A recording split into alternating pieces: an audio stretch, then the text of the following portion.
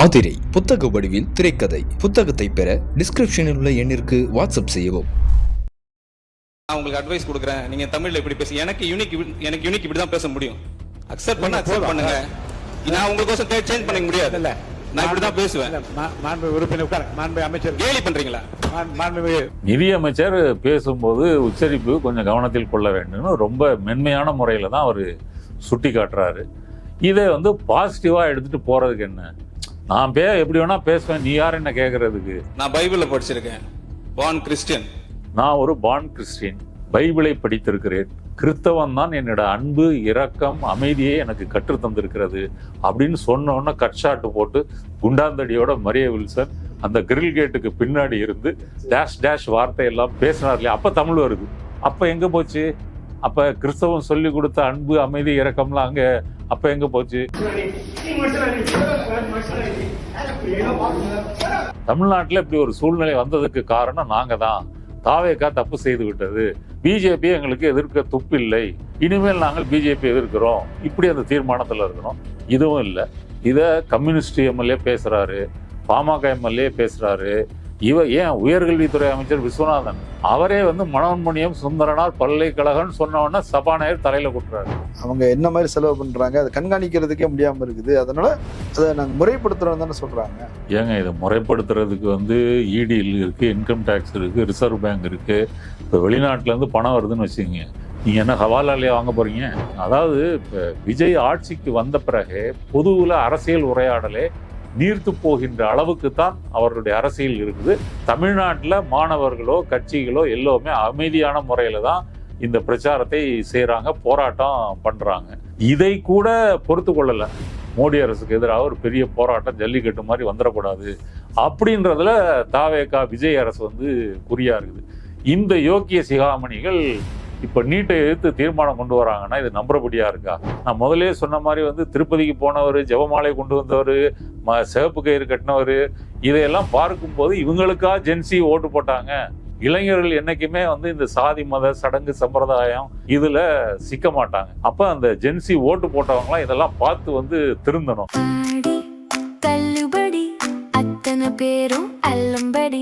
6 முதல் 60% வரை ஆடி தள்ளுபடியுடன் super Saravana stores, Chennai, Madurai, Kovai. அரண்சேனையர்களுக்கு வணக்கம். நான் மதன் உலகன். இன்றைய நமது சிறப்பு விருந்தினர் தோழர் நாதன் அவர்கள். நிறைய விஷயங்கள் விவாதிக்க இருக்கிறோம், அவரை வரவேற்கலாம். வணக்கம் தோழர். வணக்கம்.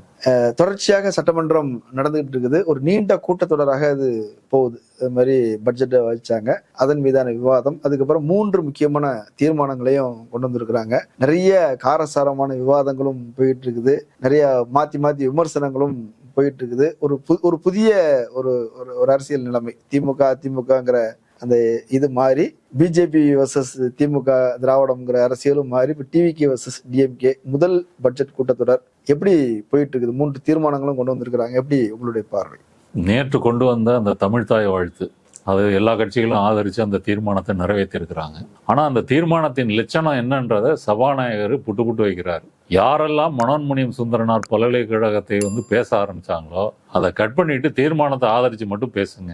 அப்ப எந்த இடத்துலையும், அதாவது இந்த தமிழ்தாய் வாழ்த்து முதல்ல பாடணும் அப்படின்னு இந்த தீர்மானத்தை கொண்டு வர வேண்டிய அவசியம் என்ன? நம்ம தமிழ்நாட்டில் தான் இருக்கிறோம். இப்போ 2026 இவ்வளவு நாள் அதை தான் பாடிட்டு இருக்கிறோம். இப்போ அதை தீர்மானமாக கொண்டு வருவதற்கு காரணம் ஆளுநருடைய வேலை. விஜய் முதலமைச்சராக பதவியேற்கும் போதும் இது நடந்துச்சு. முதல்ல வந்தே மாதரம், 3வது தமிழ்தாய் வாழ்த்து. இப்போ மனோன்மணியம் சுந்தரனார் பல்கலைக்கழகத்திலையும் அதுதான் நடந்திருக்கு. கூடுதலாக அங்க இருக்கிற துணைவேந்தர் பிரஸ் மீட்டே கொடுக்குறாரு. இப்படிதான் நடக்கும், கவர்னர் மாளிகையிலிருந்து இப்படி வழிகாட்டுதல் கொடுத்துருக்குறாங்க, யாராவது மீறி இடையூறு செய்ய நினைச்சீங்கன்னா தூக்கி உள்ள வச்சிருவாங்க பார்த்து அப்படின்னு சொல்லி அவரு எச்சரிக்கை விடுக்கிறார். அப்ப இங்க தெரிவு செய்யப்பட்ட ஒரு அரசாங்கம் இருக்குது. அதுதான் அந்த அரசாங்கத்தின் கீழே தான் அங்க பல்கலைக்கழகம் செயல்படுது. துணைவேந்தரே சம்பளம் வாங்குறாரு.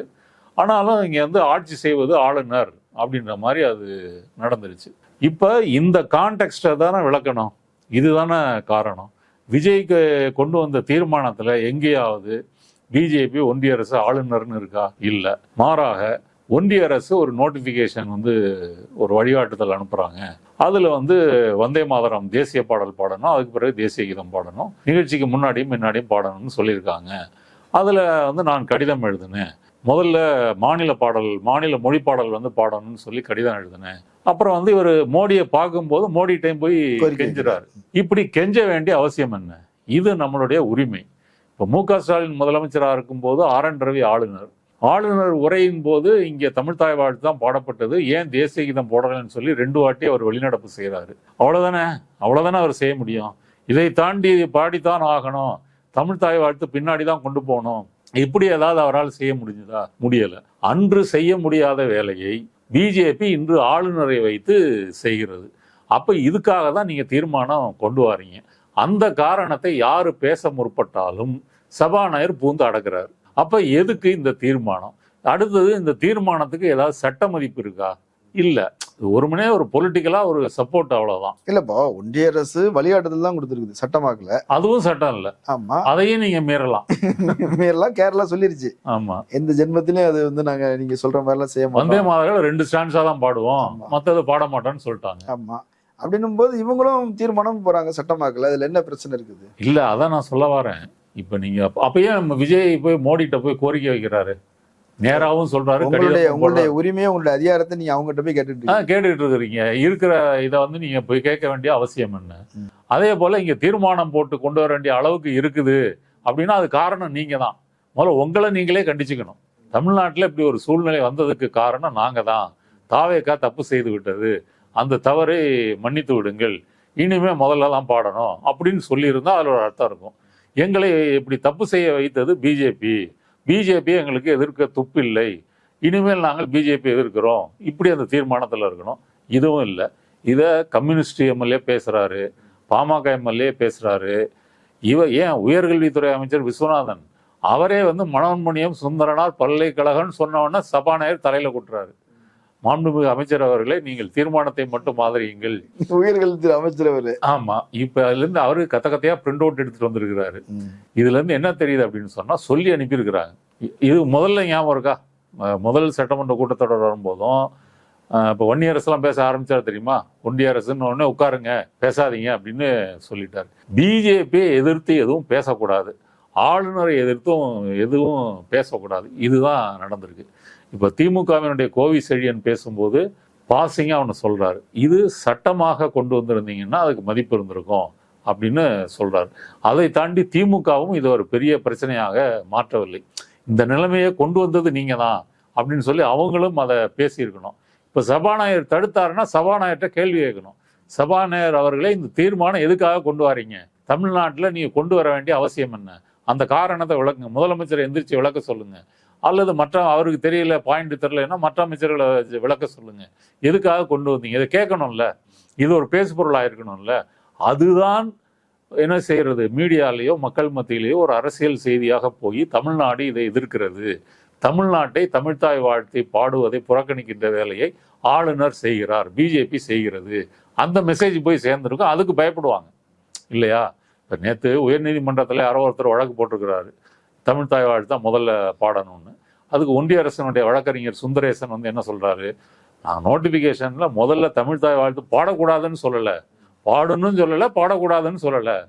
அப்போ அப்படின்னு அவர் சொல்றாரு. இது சொல்ல வேண்டிய அவசியம் என்ன? இங்கே ஒரு எதிர்ப்பு இருக்குது அப்படின்னு சொல்லி. அப்போ அந்த எதிர்ப்பை பொலிட்டிக்கலாக இவங்க சொல்லலை. இது ஒன்று. இதுவே அந்த கதியில் இருந்துச்சுன்னா அப்புறம் வந்து நீட்டு, FCA foreign contribution regulation act.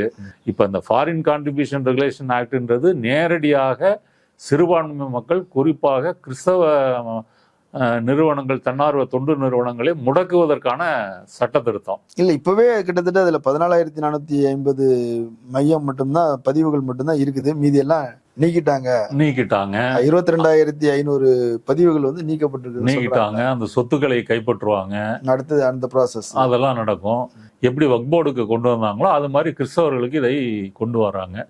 அப்ப இந்தியாவில் இருக்கக்கூடிய சிறுபான்மை மக்களை அச்சுறுத்துவது, அவர்களை 2ஆம் தர குடிமக்களாக மாற்றுவது, இதுதான பிஜேபியினுடைய இந்துத்துவ பாசிச திட்டத்தினுடைய ஒரு அங்கமாக இந்த எஃப்சிஆர்ஏ வந்து கொண்டு வரப்படும். ஆனா அவங்க அதுல ஒண்ணு சொல்றாங்க இல்லையா, அதுல வெளிப்படைத்தன்மை இல்ல, அவங்க என்ன மாதிரி செலவு பண்றாங்க அதை கண்காணிக்கிறதுக்கே முடியாம இருக்குது, அதனால அதை நாங்க முறைப்படுத்துறோம் தானே சொல்றாங்க. ஏங்க, இதை முறைப்படுத்துறதுக்கு வந்து இடி இருக்கு, இன்கம் டேக்ஸ் இருக்கு, ரிசர்வ் பேங்க் இருக்கு. இப்போ வெளிநாட்டுல இருந்து பணம் வருதுன்னு வச்சுக்கோங்க, நீங்க என்ன ஹவாலாலேயே வாங்க போறீங்க? லீகலாக தான் வருது. லீகலாக தானே வருது, லீகலாக வருது. ரெண்டாவது தன்னார்வ தொண்டு நிறுவனங்கள் ட்ரஸ்ட்டுன்ற முறையில் பதிவு பண்ணியிருக்கிறாங்க. அப்போ ட்ரஸ்ட்டுக்குன்னு உரிய சட்டங்கள் இருக்குது. அது பப்ளிக் ட்ரஸ்டா ப்ரைவேட் ட்ரஸ்டா, அது ரெண்டுக்கும் தனித்தனி சட்ட விதிமுறைகள், ஆடிட்டிங் இருக்குது. ஆடிட்டிங் இருக்குது. இது எல்லாமே இருக்குது. ஒரு ரெகுலேஷன் என்பது ஏற்கனவே இருக்குது. அப்போ இவர்களுடைய நோக்கம், இப்போ கிறிஸ்தவ தன்னார்வ தொண்டு நிறுவனங்கள் இருக்கு இல்லையா, அவங்கள பொறுத்தவரை கல்லூரிகள், மருத்துவமனைகள்னு இங்கே எப்படி இங்கே ஐரோப்பியர்கள் இந்தியாவில் காலடி எடுத்து வைத்தாங்களோ அன்றையிலிருந்து தொண்டு பணிகளை செய்திருக்கிறாங்க. இப்போ வடகிழக்கு மக்கள் எல்லாம் அப்படி கொத்து கொத்தாக மாறுவதற்கு காரணம் என்னன்னா, அவர்கள் வாழ்க்கையில் அவர்களை சமூக ரீதியாக இந்த மாதிரி தூக்கி விட்டது என்பது இவர்கள் தான். ஒரு கல்வியாக இருக்கட்டும், சுகாதாரமாக இருக்கட்டும், மருத்துவம், இதையெல்லாம் அவர்களை தேடி போய் உதவி செய்தது மிஷனரிகள். இப்படி தான் இப்போ கேரளா, கன்னியாகுமரி மாவட்டத்துலையும் அதுதான் மதம் மாறுவதற்கு காரணம். இப்படியெல்லாம் இருக்குது. அப்போ இந்த சர்வீஸை வைத்து கொண்டு இவர்கள் மதம் மாற்றுகிறார்கள். அப்போ இந்த சர்வீஸை கொஞ்சம் கொஞ்சமாக ஒடுக்குனா இங்கே மாட்டிட்டு முழிக்கிறாங்க இல்லையா, அதாவது பார்ப்பனிய சிறைக்குள் மாட்டிக்கொண்டு முழிக்கக்கூடிய ஒடுக்கப்பட்ட மக்கள், அவங்களுக்கு விடுதலையே கொடுக்கக்கூடாது, இன்னொரு மதத்துக்கு போயிடக்கூடாது அப்படின்ற நோக்கத்துக்காக தான் இதை அவர்கள் செய்கிறாங்க. இவர் ஆர்எஸ்எஸ்னுடைய 2வது தலைவர் கோல்வல்கர் அவருடைய அந்த பஞ்சாப் தாட்ஸ் நூலில் இதை தெளிவாக சொல்கிறார். இந்தியாவில் எங்கெல்லாம் மதமாற்றம் நடந்துச்சோ அங்கே நம்ம இந்து தேசியம் என்பது பலவீனமாக இருக்கிறது, வடகிழக்கு அப்படின்னு சொல்றாரு. வர்ண தர்மம் அழிந்து, முக்கியமா வர்ண தர்மம் அழிந்து விட்டது.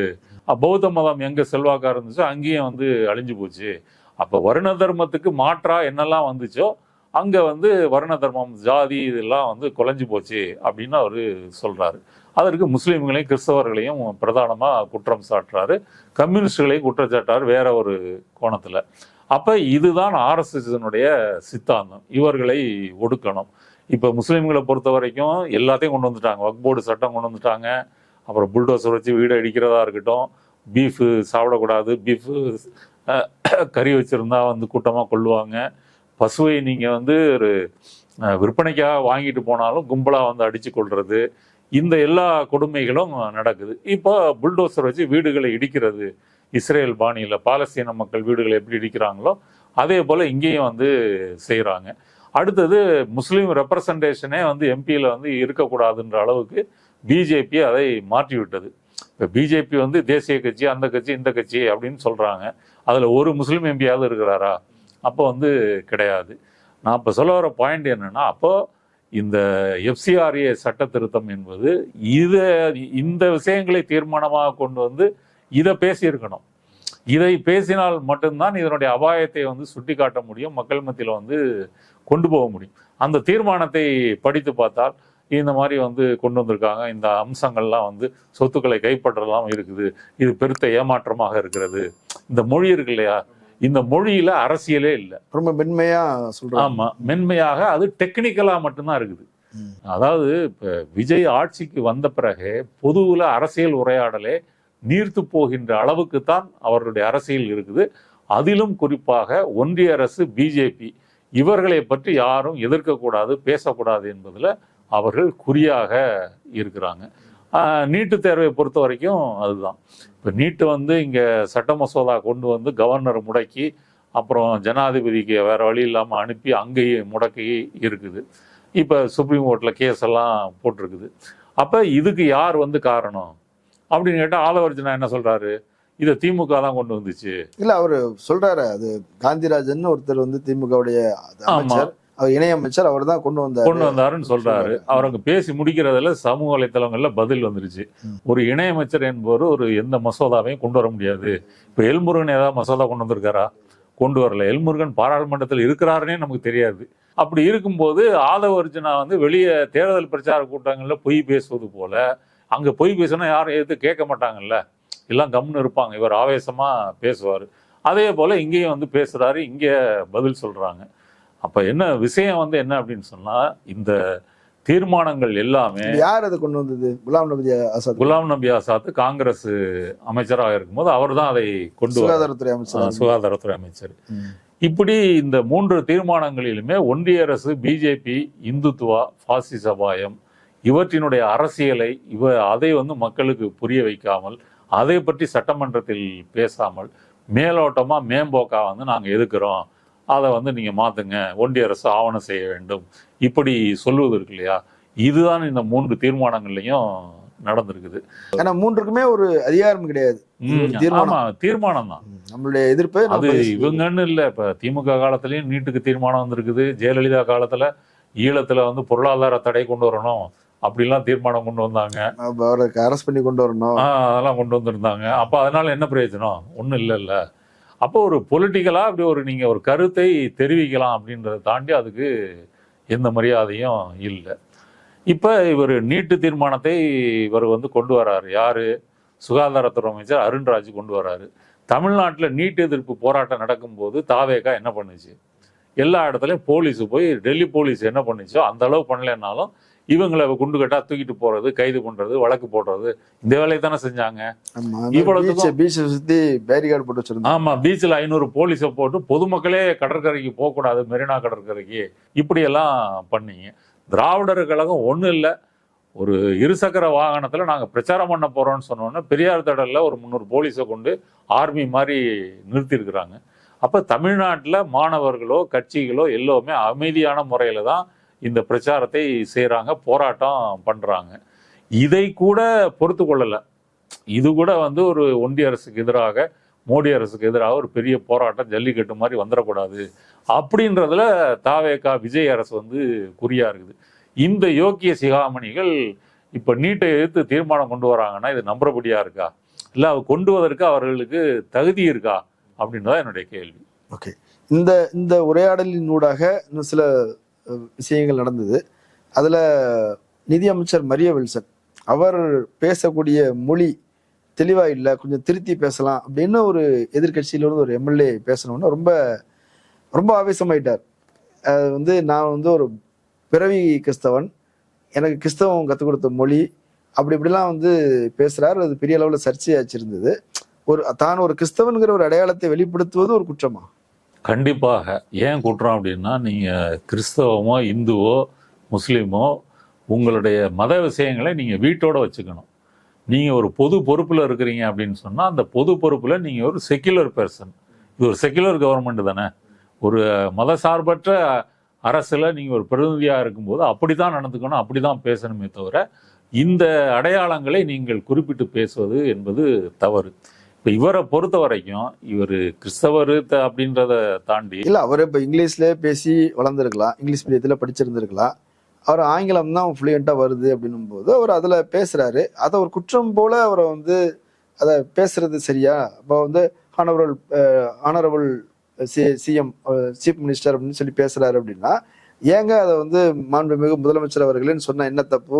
கடையநல்லூர் ராஜேந்திரன் இவரை ஏதாவது குற்றம் சாட்டினாரா? குற்றம்லாம் சாட்டல.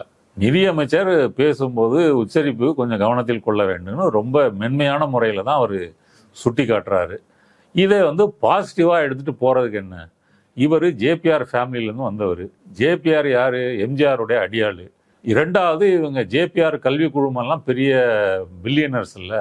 அந்த மேட்டுக்குடி பணக்கார திமிரு. நான் எப்படி வேணா பேசுவேன், நீ யார் என்ன கேட்கறதுக்கு? அது ஒரு சிறுபான்மையினர் உரிமைன்னு பேச முடியும். அதுதான், எது வேணா பேசலாம். அந்த அந்த பேசுவதற்கான திமிரு வந்து வர்க்க ரீதியா இருக்குன்ற. இப்போ நீங்க வந்து ஒரு பெந்தோஸ்தேக்கு போறவங்கள்ட்ட போய் நீங்க பேசி பாருங்க, இப்படி பேசுவாங்களா? அப்படிலாம் பேச மாட்டாங்க. ரெண்டாவது, இவர் தமிழ்நாட்டில் வாழ்ந்திருக்காரு. தமிழ்நாட்டில் நீங்கள் வாழணும் அப்படின்னா பொது வாழ்க்கையில் நீங்கள் வந்து உங்கள் வீட்டுக்கு ஒரு டிரைவர் வராரு, நீங்கள் ஒரு டிரைவர் போட்டிருக்கீங்க, நான் பணக்காரரு, அந்த டிரைவர்கிட்ட தமிழில் தானே பேசணும், அவர்கிட்ட இங்கிலீஷ் பேச முடியாது. வீட்டுக்கு வேலைக்கு வர்ற ஒரு அம்மா வருது, அந்த அம்மாட்ட தமிழில் தான் பேசணும். உங்கள் சுற்றி இருக்கக்கூடிய எல்லா நடவடிக்கைகள்லையும் தமிழ் மக்கள் தான் இருக்கிறாங்க. அல்லது நீங்கள் நடத்துகிற காலேஜில் எல்லாம் ஆந்திரா, கர்நாடகா, கேரளா, நார்த் இந்தியா இங்கேருந்து தான் படிக்கிறாங்களா? தமிழ்நாட்டிலேருந்து யாருமே படிக்கலையா? அப்போ நான் தமிழே என்னுடைய கல்வி வாழ்க்கையில் இல்லை, பேசுவதற்கான அவசியம் இல்லைன்னு இவர் சொல்ல முடியுமா? அப்படின்னா இவர் காலேஜெல்லாம் வந்து வெளிமாநிலங்களில் வச்சுருக்கணும். இதில் பாயிண்ட் வந்து என்னன்னா, இவருக்கு தமிழ்நாட்டு மக்களோட எந்த தொடர்பும் இல்லை, தமிழ்நாட்டை பற்றி இவருக்கு எதுவும் தெரியாது. இது ஒன்று. அடுத்தபடியாக இவர் சொல்றது, நான் ஒரு பான் கிறிஸ்டின், பைபிளை படித்திருக்கிறேன், கிறிஸ்தவன் தான் என்னோட அன்பு, இரக்கம், அமைதியை எனக்கு கற்றுத்தந்திருக்கிறது அப்படின்னு சொன்னோன்னா கட்ஷாட்டு போட்டு குண்டாந்தடியோட மரிய வில்சன் அந்த கிரில் கேட்டுக்கு பின்னாடி இருந்து டேஷ் டேஷ் வார்த்தையெல்லாம் பேசினார் இல்லையா, அப்போ தமிழ் வருது. அப்போ வந்து இங்கிலீஷ்ல சண்டை போடும்போது வருது, சண்டை போடும்போது தமிழ் கரெக்டா வருது. அப்படி பேசிட்டு அப்ப எங்க போச்சு? அப்ப கிறிஸ்தவம் சொல்லி கொடுத்த அன்பு, அமைதி, இரக்கம்லாம் அங்க அப்ப எங்க போச்சு? அப்ப சொத்து பிரச்சனை அப்படின்னு வந்துருச்சுன்னா குண்டாந்தடி வந்துடுது இல்லையா? தமிழ்ல வந்துருது. ஆமா, தமிழும் கரெக்டா வந்துடுது. அப்படி சொல்லும் போது இது வந்து எவ்வளவு ஒரு நகைப்புக்கிடமான ஒரு வார்த்தை. அடுத்தது இவர் பேசி வந்து பிஜேபியை கிளப்பி விட்டுட்டாரு. இப்ப அவர் தமிழ் வர்சஸ் அப்படி கொண்டு வந்துட்டாருல்ல. அவர் சொல்லும் போது சொல்றாரு, நான் பைபிள் படித்தவன், கிறிஸ்தவன் இரக்கத்தை போதித்திருக்கிறது, எவ்வளவுதான் நீங்கள் தமிழ் படித்திருந்தாலும் உங்களுக்கு இது வராது அப்படின்னு சொன்னாரு. இது வந்து சட்டமன்றத்துல யாருமே இதை கண்டிக்கல. இது வந்து கண்டிச்சிருக்கணும். அப்படி பேசுனது தவறு. நீங்க ஒரு செக்யுலர் போஸ்ட்ல இருந்து கொண்டு இப்படி வந்து பேசுவது, அதுவும் நீங்க வந்து தமிழை எதிர்த்து சொல்ல வர பாயிண்ட் என்னன்னா, தமிழ் மொழியில வந்து அன்பு, அமைதி, இரக்கம் இதெல்லாம் வந்து இல்லை அப்படின்றதானே இதுக்கு பொருள் அப்படின்னு. அதாவது தமிழ்ல இருக்கிறவங்க எல்லாம் ரவுடித்தனம் பண்றவங்க அப்படின்ற மாதிரியும் நீங்க பொருள் கொள்ளலாம். சரி, இப்ப அன்பு, கருணை, இரக்கத்தை அவ்வளவு ஆவேசமா சொல்றாரு. எனக்கு ஆமா, மைக்க சாச்சிட்டு இப்படிதான் பேசுவேன், முடிஞ்சா ஆனதை பாத்துக்குங்க அப்படின்னு பண்றாரு. சபாநாயகராம கத்துக்கிட்ட மாதிரியே தெரியலையே அதுல. ஆமா, அவர் பேர் என்ன, ஏவா வேலைந்திருச்சு, நிதியமைச்சர் இப்படி எல்லாம் கோபம் கொள்ளக்கூடாது அப்படின்னு அமைதிப்படுத்துறாரு. எதுக்கு இப்படி எல்லாம் அவரை சமாதானப்படுத்தி தடை கொடுக்கணும்? 2 குட்டியே என்ன ஒழுங்கா தமிழ் பேசுன்னு சொல்லியிருக்கணும். இவங்க தாவேகாவை பொறுத்த வரைக்கும் நீங்க வெளியே இருந்து பார்க்கும்போது ஒரு யூத்ஃபுல்லான பார்ட்டின்னு உங்களுக்கு தோணுது. யாரு பார்த்தாலுமே என்னை பொறுத்த வரைக்கும் அது ஒரு பூமராங்கிள் கிரிஞ்சான பார்ட்டி. வேளாண் துறை அமைச்சர் பட்ஜெட் எடுத்துட்டு எங்க போறாரு? திருப்பதிக்கு போறாரு. திருப்பதி வெங்கடாசலபதி காலடியில் வைத்துக்கொண்டு பட்ஜெட்டை எடுத்துட்டு வராரு. இது ஒரு செக்யுலர் கவர்மெண்டா? இதுக்கு முன்னாடி வந்து இப்ப எடப்பாடி கூட எப்பவும் பட்டை போட்டுட்டு தான் வராரு, விபூதி போட்டுட்டு தான் வராரு. அவங்க அமைச்சர்கள் கூட யாரும் இந்த மாதிரி கோயில் எல்லாம் பட்ஜெட்டை கொண்டு வைத்து ஆசி பெற்றுட்டுலாம் சட்ட விரோதமானது வரல. பட்ஜெட் வந்து முதல்ல சட்டமன்றத்துல வரணும். அப்படி அது விரோதமானது மட்டும் இல்ல, எவ்வளவு நீங்க பிற்போக்கானவங்க அப்படின்றதையும் இதெல்லாம் பழைய பெருசுங்க செய்வாங்க இல்லையா? அது மாதிரி இவர் செஞ்சுட்டு வர்றாரு. இவர் மரிய வில்சன் பட்ஜெட் வாசிக்கும் போது ஜெபமாலையோட வராரு. இப்போ விஜய் வந்து ஒரு நவீனமான கோட்டு சூட்டோட வராரு. கையில பார்த்தா 10 கயிறு கட்டியிருக்காரு. சிவப்பு கயிறு, மஞ்சள் கயிறு, கருப்பு கயிறு, பச்சை கயிறு இதெல்லாம் கட்டியிருக்காரு. எதுக்கு? ரத்தன் பண்ணிட்டு சொல்லியிருக்காரு, இது வந்து திருஷ்டிக்கு, இது வந்து நீண்ட ஆயுளுக்கு, இது அதுக்கு இதுக்கு. நீங்க எங்கேயாவது ஒரு கார்பரேட் எக்ஸிக்யூட்டிவ் அல்லது வந்து பில்கேட்ஸோ, சுந்தர் பிச்சையோ, அல்லது வந்து எலன் மாஸ்கோ, ட்ரம்போ, இல்லை ஐரோப்பிய அதிபர்கள், பிரதமர்கள், நீங்க அப்புறம் சீன அதிபர், இவங்கெல்லாம் கோட்டு சூட்டு போட்டிருக்காங்க. யாராவது கையில கயிறு கட்டியிருக்காங்களா? அப்போ கோட்டு சூட்டுன்றது ஒரு நவீன உடை. அந்த நவீன உடைக்கு இது பொருந்தாது. அப்போ விஜயங்களும் ஒரு கிரிஞ்சா? மரிய வில்சன் இப்படி பேசியிருக்கிறாரு. அதே போல சபாநாயகர் முந்தா நாள் வந்து ஒரு நிகழ்வுல கலந்துருக்கிறார். என்ன நிகழ்வுனா, கத்தோலிக்க அமைப்புகள்லாம் வந்து கருக்கலைப்பு கூடாது, கருக்கலைப்பை தடை செய்ய வேண்டும் அப்படின்னு ஊர்வலம் போறாங்க. இவர் கொடியாட்டிட்டு போறாரு. கருக்கலைப்பை இந்தியா முழுவ வந்து சட்டப்பூர்வமாகி இருக்கிறோம். எதற்காகனா, 1 குடும்ப கட்டுப்பாடு, 2வது மருத்துவ காரணம். மருத்துவ காரணத்தினாலேயே சில பெண்களுக்கு கரு உண்டாகும் போது கலைக்க வேண்டிய நிர்பந்தம் வரலாம். அடுத்து அறியாத வயதில் செய்யக்கூடிய தவறுகள். இப்போ நீங்கள் கருக்கலைப்பு சட்டவிரோதம் ஆயிடுச்சுன்னா இப்போ இவங்கெல்லாம் எங்கே போவாங்க? சட்டவிரோதமாக வீட்டில் பாட்டி வைத்தியம் அப்படி இப்படின்னு போனாங்கன்னா என்ன நடக்கும்? அப்படி நடக்குதுங்கிறதுக்காக தான் சட்டம் இதை மாத்துறாங்க. அப்போ உயிரிழப்பு நடக்கும், இரத்தப்போக்கு அதிகமாகும், பெண்கள் பாதிக்கப்படுவாங்க. அப்போ நீங்கள் அரசு மருத்துவமனைக்கு போனீங்க அப்படின்னா நீ என்ன ஏதுன்னெலாம் கேட்காம இதை சுகாதாரமாக மருத்துவ ரீதியாக உங்களுக்கு முடிச்சு கொடுத்துருவாங்க. இப்போ இவங்க கத்தோலிக்கர்கள் இதை எதிர்ப்பதற்கு என்ன காரணம்னா, ஒரு உயிர் தோன்றிருச்சுன்னா அதை அழிக்கக்கூடாதான் அப்படின்னு யார் சொல்கிறா? கத்தோலிக்கர்கள் சொல்கிறாங்க. ஆனால் திருச்சபையின் வரலாறு என்ன? நீங்கள் வந்து இப்போ டார்வின் வந்து புத்தகம் எழுதுறாரு பரிணாம வளர்ச்சி குறித்து. இங்கிலாந்தில் என்ன பண்ணுறாங்க தெரியுமா? அவர் புத்தகத்தை காலில் போட்டு மிதிச்சுக்கிட்டு கருப்பு ட்ரெஸ் போட்டுட்டு சர்ச்சில் டார்வின் வந்து ஒரு சாத்தான் அப்படின்னு சொல்லி திட்டுறாங்க. கலீலியோ வந்து பூமி வந்து சூரியனை சுற்றி வருதுன்னு சொல்கிறாரு. உடனே அவர் சொத்துக்களை எல்லாம் கைப்பற்றி எரிச்சிருவோம் அப்படின்னு சொல்லி மிரட்டுறாங்க. இதற்கெல்லாம் இன்னைக்கு போப்பாண்டவரே மன்னிப்பு கேட்டுட்டாரு. இப்போ சிலுவை போர் எதுக்கு நடந்துச்சு? இஸ்லாமை கைப்பற்றி அழிக்கிறது, அங்கே கொலைகள் தானே நடந்தது. இப்போ இதில் கேள்வி என்னன்னா, இன்றும் உலகத்தில் வந்து சில கத்தோலிக்க நாடுகள் கருக்கலைப்பு செய்யக்கூடாதுன்னு வச்சிருக்கிறாங்க. இப்போ வாட்டிகன் சிட்டி இருக்கு இல்லையா, அங்கே கருக்கலைப்பு நீங்கள் செய்ய முடியாது. அப்புறம் மால்டான்னு ஒரு நாடு இருக்குது ஐரோப்பாவில், அங்கே செய்ய முடியாது. அமெரிக்காவை பொறுத்தவரை இது பெரிய பிரச்சனை. குடியரசுக் கட்சி இருக்குல்ல, ட்ரம்போட கட்சி, அவங்க கருக்கலைப்புக்கு வந்து எதிரானவங்க. அப்புறம் அது சுப்ரீம் கோர்ட்லாம் கேஸ் போய் வந்து அது மாநிலங்களின் அதிகாரத்துக்கு கொண்டு வந்துட்டாங்க. இன்றைக்கும் அமெரிக்காவில் 14 மாநிலங்களில் கருக்கலைப்பு சட்டவிரோதம். இவ்வளவு முன்னேறிய அமெரிக்காவிலேயே ஒரு அயர்லாந்தோ இல்லை ஐஸ்லாந்தோ எந்த நாடுன்னு எனக்கு மறந்து போச்சு, சில ஆண்டுகளுக்கு முன்னாடி அங்கே போய் இருந்த ஒரு இந்திய பெண்ணு மருத்துவ காரணத்துக்காக கருக்கலைப்பு செய்யணும்னு முன் வந்த போது அங்கே சட்டம் இல்லைன்றதுனால அந்த பெண்ணு செத்தே போயிட்டாங்க. அப்போ இப்படிலாம் நடந்திருக்கு. தென் அமெரிக்காவில் சில நாடுகள் வந்து இப்படி இருக்குது. அப்போ இதை உலகம் முழுவதும் இருக்கக்கூடிய பெண்ணி அமைப்புகள், மனித உரிமை அமைப்புகள், அம்னஸ்டி இன்டர்நேஷனல் இதெல்லாம் எதிர்த்து போராடிட்டு இருக்கிறாங்க. அப்போ தமிழ்நாடு எப்போவோ இதெல்லாம் வந்து முன்னேறிடுச்சு, இந்தியாவே முன்னேறிடுச்சு. அப்படி இருக்கும்போது சபாநாயகர் இந்த பிற்போக்கான இந்த கருத்துக்களையோட அவர் வந்து போறது இருக்கு இல்லையா? அப்போ இந்த கட்சி முழுவதுமே இப்படிதான் இருக்குது. இவர்கள் பழைய பிற்போக்குத்தனமான விஷயங்களை வைத்துக்கொண்டு அதை நம்பிக்கொண்டுதான் இருக்கிறார்களே தவிர இவர்கள் நவீனமான ஒரு இளமை ததும்புகின்ற புதிய சிந்தனைகள், முற்போக்கு கருத்துக்கள் இதை கொண்டவர்கள் அல்ல. அதனால இவர்கள் வந்து இப்படி அதனால இவங்களுக்கு வந்து என்ன பிரச்சனை அப்படின்னு கேட்டிங்கன்னா, நாங்கள் இருக்கிறபடி இருப்போம், நாங்கள் வாழ்கிறபடி வாழ்வோம், முடிஞ்சால் நீங்கள் வந்து அதுக்கு அட்ஜஸ்ட் பண்ணிங்க, இதெல்லாம் நாங்கள் வந்து மாற்ற முடியாது அப்படின்ற நிலைமையில தான் இருக்கிறாங்க. இப்போ விஜயை பொறுத்த வரைக்கும் சினிமாவில் இருந்து அரசியலுக்கு வந்திருக்கிறாரு. அவருக்கு படம் ப்ரொடியூஸ் பண்ணவங்க எல்லாத்துக்கும் போஸ்ட் கொடுத்துட்டாரு. இப்போ சமீபத்தில் அந்த அர்ச்சனா கல்பாத்தின்னு அந்த கோட்டு பட ப்ரொடியூசர், அவங்க அந்த அம்மாவுக்கு வந்து அறங்காவலர்களை தெரிவு செய்யக்கூடிய அந்த குழுவில் கொடுத்துருக்கிறாரு. அந்த அம்மாவுக்கு என்ன தகுதி இருக்கு? இல்லை, அவங்க இப்போ அமைச்சர் ரமேஷ் என்ன சொல்றாரு, அறநிலைத்துறை அமைச்சர் சொல்றாரு, அவங்க வந்து நிறைய நன்கொடை கோயில்களுக்கெல்லாம் நன்கொடை கொடுக்கக்கூடியவங்க. அவங்க அப்பா இன்னும் சில 100 கோடிகள் வந்து, சில 100 கோடி இல்லை 100 கோடி வரைக்கும் கூட வந்து அவர் வந்து பல கோடிகள் வந்து நன்கொடையாக கொடுத்துருக்குறாங்க. ஒரு தர்மம் செய்யக்கூடிய கோயில்களுக்கு தர்மம் செய்யக்கூடிய ஒரு குடும்பம். அந்த மாதிரி ஆட்களை வந்து நம்ம என்கரேஜ் பண்ணணும், இன்னும் பலரை வந்து ஊக்குவிக்கணும் அப்படிங்கிறதுக்காக நான் செஞ்சிருக்கிறோம் அப்படின்ற மாதிரி சொல்றாங்க. இப்போ அவர் தமிழ்நாட்டை சேர்ந்தவர் இல்லை, கேரளாவை சேர்ந்தவருங்கிறதெல்லாம் நம்ம இதில் பார்க்க தேவையில்லை என்பது போலதான் அவங்களுடைய பதில் இருக்குது. அப்போ நீங்கள் அம்பானி, அதானி, டாட்டா இவங்களை ஆக்கலாமே. ஏன்னா அவங்க எல்லாம் வந்து திருப்பதி கோயிலுக்கெல்லாம் வந்து கோடிக்கணக்கில் எல்லாம் போடுறாங்க உண்டியல்ல. அவர் ஐயர் தட்டுலையே வந்தாங்கன்னா 1 லட்சம் 10 லட்ச ரூபா பணத்தை வச்சுட்டு போகிறாங்க. அவங்களெல்லாம் ஆக்கிடலாமே. இப்போ அம்பானி பையனை ஆக்குங்க, அதானி பையனை கௌதம் அதானி ஆக்குங்க, அப்புறம் வந்து டாட்டாவை ஆக்குங்க. டாட்டா ஆக்க முடியாத ஒரு பார்சி. அப்போ இதுலேருந்து என்ன தெரியுது, இது பணம் நிறைய கொடுக்குறாங்க அப்படின்னா வந்து அவன் பணம் சம்பாதிக்கிறது சினிமாவில். சினிமா என்பது என்ன நமக்கே தெரியும்.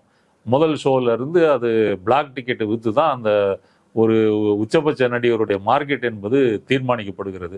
நீங்கள் சினிமா கணக்கு வழக்குகளை எல்லாம் கரெக்டாக வச்சுருக்கீங்களா என்ன? எல்லாமே வந்து கருப்பு கலந்து தான் இருக்குது. விஜய் மேலேயே அந்த வழக்கு இருக்குது. புலி படத்துக்கு சம்பளம் வாங்கினது கருப்பு அப்படின்னு சொல்லி கேஸே இருக்குது. இப்போ ஒரு ஆன்மீக சம்மந்தப்பட்டவங்கள நீங்கள் போடுவீங்களா, காசு அதிகம் இருக்குன்றதுக்காக போடுவீங்களா? அப்போ காசு அதிகம் இருக்குன்றவங்க ப்ரொடியூசர். இப்போ தமிழ்நாட்டில் வந்து வேற பணக்காரர்களே இல்லையா? இங்கே நிறைய நிறுவனங்கள் வச்சிருக்கிறவங்க இல்லையா? பல கம்பெனிகள் இருக்கு இல்லையா? ஸ்பிக்ல இருந்து டிவிஎஸ்ல இருந்து பல நிறுவனங்கள் இருக்கு. இப்போ அவங்க டிவிஎஸ் வந்து டிஎம்கே கவர்மெண்டோட ரொம்ப நெருக்கமாக தான் இருந்தாங்க. அந்த மாதிரி நிறைய செஞ்சுட்டு தான் இருந்தாங்க. இல்லை நான் சொல்ல வர பாயிண்ட்டுங்க, ஆன்மீகத்தோட நீங்க ஒரு ஆதீனத்தை போட்டிருக்கிறீங்க, ஆன்மீக சொற்பொழிவாளர் சுமதின்னு யாரையோ போட்டிருக்கிறீங்க, அப்புறம் ஆன்மீக பாடல்களை பாடக்கூடிய அந்த வேல்முருகன், அவரு வந்து விஜயை வந்து முருகனை இப்போ வச்சு வந்து பாடியிருக்காரு. அது கூட விட்டு தள்ளுங்க, அது கூட ஏதோ ஆன்மீக பாடல் பாடுறோன்னு சொல்லி போட்டிருக்கீங்க. இந்த அம்மாவை பார்த்தா ஒரு இன்ஸ்டாகிராம் இன்ஃப்ளூயன்சர் மாதிரி இருக்குது. அப்போ தன் சினிமாவை நம்பி வந்த எல்லாருக்கும் போஸ்டர் போடு. ஜெகதீஷ் பழனிசாமி தனி செயலாளர், வெங்கட நாராயணா டெல்லி சிறப்பு பிரதி, அர்ச்சனா கல்பாத்தி அறங்காவலர் குழு தெரிவு செய்கிற கமிட்டியில், இப்படி வந்து விஜய் வந்து தமிழ்நாடு அவருக்கு கிடைத்திருக்கின்ற புதிய சொத்து. அந்த சொத்தை தன்னுடைய சினிமா நண்பர்களுக்கு, சினிமா குடும்பத்தினருக்கு வாரி கொடுக்குற எல்லாம் சாப்பிடுங்க. அந்த காலத்துல எம்ஜிஆர் வாரி கொடுத்தாருல்ல, இன்னைக்கு இருக்கிற மியாட்டு, ராமச்சந்திரா, அப்புறம் வந்து அம்பிகாராதா தோட்டம், அப்புறம் வந்து ஜேபிஆர் காலேஜ், இது எல்லாமே வந்து சென்னையில ஏரிகளா இருந்த அரசு இடம். இதையெல்லாம் வந்து அள்ளி கொடுத்தது யாரு? எம்ஜிஆர். அன்னைக்கு எம்ஜிஆர் தனக்கு கிடைச்ச சொத்துன்னு சொல்லி கொடுக்குறாரு. ஜெயலலிதா காலத்தில் எதுக்கு மற்றவங்களுக்கு கொடுக்கணும், நம்மளே சுருட்டுவோம் அப்படின்னு அவங்களும் சசிகலாவும் போட்டி போட்டு சுருட்டினாங்க. இப்போ விஜய் வந்த பிறகு அந்த எம்ஜிஆருடைய லெகசி தொடருது. நம்ம வாரி குடும்பம் எல்லாம் சாப்பிடட்டும். அப்போ இவர் படத்துக்கு ஒளிப்பதிவாளர் இருந்தவர் தான் தரமணி ஃபிலிம் இன்ஸ்டிடியூட்டினுடைய தலைவர். அப்போ இது நான் கேள்வி வந்து என்னென்னா, எந்த இதுலேயுமே வந்து ப்ரொஃபஷனல்ஸு வல்லுநர்கள் அவர்களை வந்து இவங்க கமிட்டியில் போடுறதோ வாரிய தலைவர்களில் போடுறதோ வந்து இல்லை. இப்போ பாடநூல் கழகத்துக்கு தலைவர் யார்? லேலாமணி. இப்போ லேலாமணி நிறைய பேர் நினச்சிருப்பாங்க லேலா காலேஜ் அவர் தான் நடத்திட்டு இருக்காரு, லேலா காலேஜ் ஓனரு, அதனால வந்து கரெக்டாக இருக்கும் அப்படின்னு நினச்சிட்டு இருப்பாங்க. இப்படி வந்து ஒரு கேலி கூத்தாக இந்த ஆட்சி என்பது போய்கிட்டு இருக்குது. அதில் இந்த தீர்மானங்களாக இருக்கட்டும், சட்டசபையில் இவர்கள் பேசுகிறதா இருக்கட்டும், இப்போ நிர்மல்குமாரெல்லாம் வாயை திறந்தா பொய் தான் வருது. இந்த பொய்யை வந்து பேசுகிறாங்க. அங்கேயே சட்டசபையில் வந்து இப்போ ஓபிஎஸ்ஸே பதிலடி கொடுக்குறாரு. ஓபிஎஸ்ஸே வந்து நீங்கள் எப்படி திமுக திட்டங்களுக்கு ஸ்டிக்கர் ஓட்டுறீங்க அப்படின்னு வந்து அவர் சூப்பராக பெர்ஃபார்ம் பண்ணிட்டாரு. ஆமாம், மென்மையான மொழியில் அவர் சொல்கிறாரு. அதையே இவங்களால எதிர்கொள்ள முடியலை. அப்போ இந்த 3 நாள்கள் சட்டசபையை பார்க்கும்போது என்ன தோணுது அப்படின்னு சொன்னால், இவர்களை இன்னும் வந்து அம்பலப்படுத்தணும், இன்னும் வந்து இவர்களை மக்கள் மன்றத்தில் வந்து இவங்களை வந்து பேசியிருக்கணும். இவர்கள் அங்கே பொய் பேசுறது, அரசியல் இல்லாமல் பேசுறது, பிஜேபி கவர்னர் எல்லாம் பேசுறதுக்கு வந்து பயப்படுறது, இதையெல்லாம் திமுக உள்ளிட்ட எதிர்க்கட்சிகள் இதையெல்லாம் வந்து கேள்வி கேட்கணும், இதை வந்து ஒரு இஷ்யூ ஆக்கணும். அப்படி இவர்களை வந்து அம்பலப்படுத்தினாதான் இவங்க வந்து டம்மியாக தமிழ்நாட்டை ஆண்டு கொண்டிருக்கிறார்கள். இவர்களுக்கு நான் முதலே சொன்ன மாதிரி வந்து திருப்பதிக்கு போனவர், ஜெபமாலை கொண்டு வந்தவர், சிவப்பு கயிறு கட்டினவர், இதையெல்லாம் பார்க்கும்போது இவங்களுக்கா ஜென்சி ஓட்டு போட்டாங்க. இளைஞர்கள் என்றைக்குமே வந்து இந்த சாதி மத சடங்கு சம்பிரதாயம் இதில் சிக்க மாட்டாங்க. அப்போ அந்த ஜென்சி ஓட்டு போட்டவங்களாம் இதெல்லாம் பார்த்து வந்து திருந்தணும். இது நமக்கான பார்ட்டி இல்லை, இது வந்து பெருசுகளுக்கான உள்ள பார்ட்டி, இதில் போய் நம்ம வந்து சிக்கிடக்கூடாது அப்படின்றத அவங்க யோசிக்கணும். ஓகே, ரொம்ப முக்கியமான விஷயங்கள்லாம் சொல்லியிருக்கிறீங்க. மக்கள் அதை பரிசீலிக்கட்டும். கலந்து கொண்ட கருத்துக்களை பயந்துமிக்க நன்றி. நன்றி. நேரில் மற்றொரு விருந்தினோடு மீண்டும் சந்திக்கலாம். நன்றி.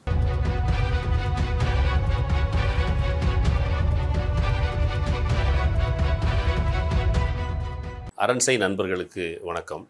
அரண்சை ஊடகம் சுயேட்சையாக இயங்குவதற்காகவே உருவாக்கப்பட்டது. நாம் செய்கிற வேலை உண்மையிலேயே மக்களுக்காக செய்கிறோம் என்பதை நீங்கள் நம்பினால், வாய்ப்பு இருந்தால் இந்த ரேசர் பே கியூஆர் கோடுக்குள்ளே நீங்கள் வந்து அதை ஸ்கேன் பண்ணி எங்களுக்கு உங்களால் இயன்றதை விருப்பம் இருந்தால் ஆதரவு தெரிவிக்கலாம். பேரும் 6 முதல் 60% வரை ஆடி தள்ளுபடியுடன் சூப்பர் சரவணா ஸ்டோர்ஸ், சென்னை, மதுரை, கோவை.